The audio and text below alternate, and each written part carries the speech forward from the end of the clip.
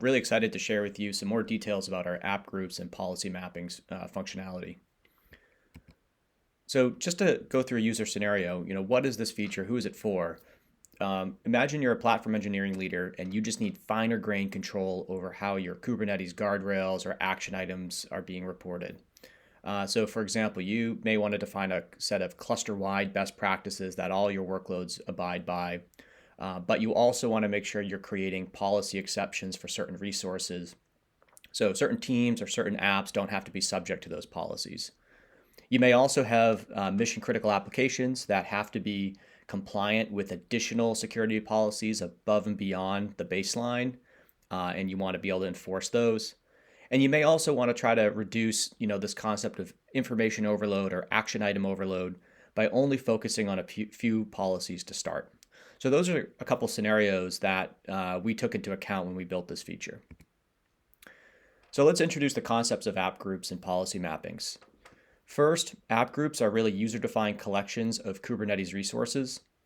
You can match on any Kubernetes metadata, such as namespace, cluster name, kind, etc. And this also stretches across multiple clusters. So you can set up an app group to select resources across multiple clusters or a single cluster. It's up to you.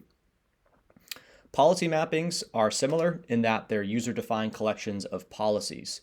So you may create a policy mapping around SOC 2 controls or reliability checks, and ultimately policy mappings and app groups are linked together.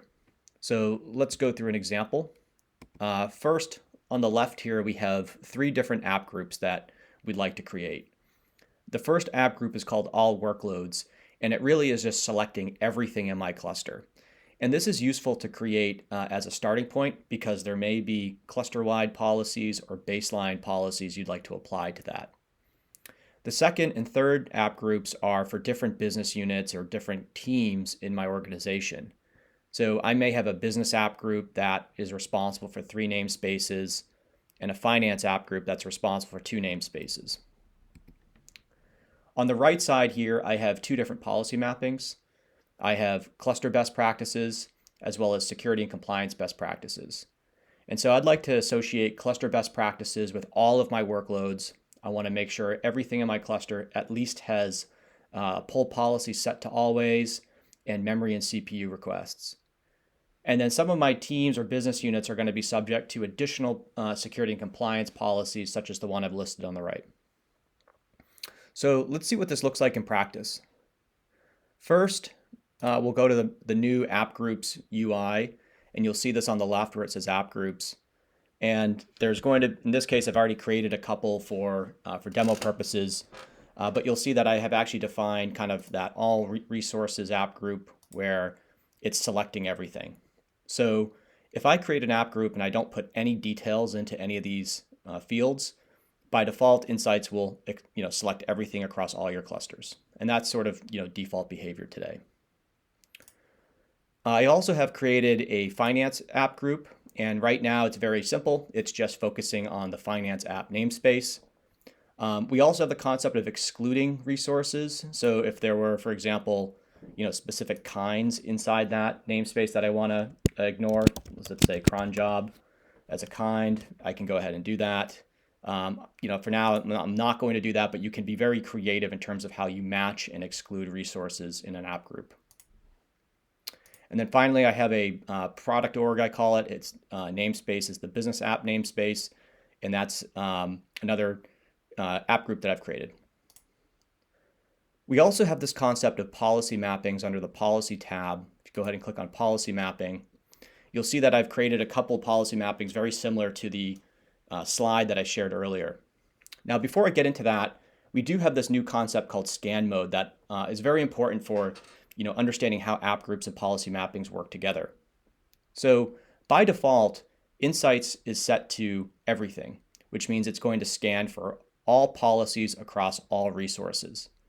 And that's good if you want maximum coverage, but it also can create this information overload effect. So if we go to my example here, you'll see that I've got about 94 different action items in my organization. Now, if I go back to the policy mapping, I'm actually going to move the scan mode to focused. And what focus means is I'm only going to scan for the resources and policies defined in the app groups and policy mappings that I've created. I'm going to go ahead and update that. And when I go to the action items page now, you'll see that I only have 25 results. And that's because of the app groups and policy mappings that I've created in the system are actually focusing what Insights will report on. So let's take a look at that. If I go to my baseline policies app group, you'll see that it's selecting resources within the all resources app group. You'll also see that it's subject to 3 policies here. It's going to bring in all the trivia findings, memory requests missing, as well as CPU requests missing, and it's going to run it in these 3 different contexts.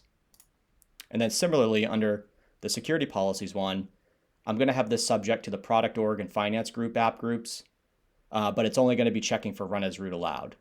So with those in effect, you'll see that the action items in my list are now greatly reduced. Now there's only 25 items, and it's just the checks that just the policies that we went through.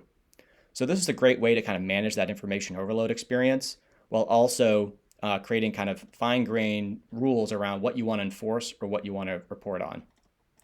Let us know if you have any questions, and we'd love to get your feedback.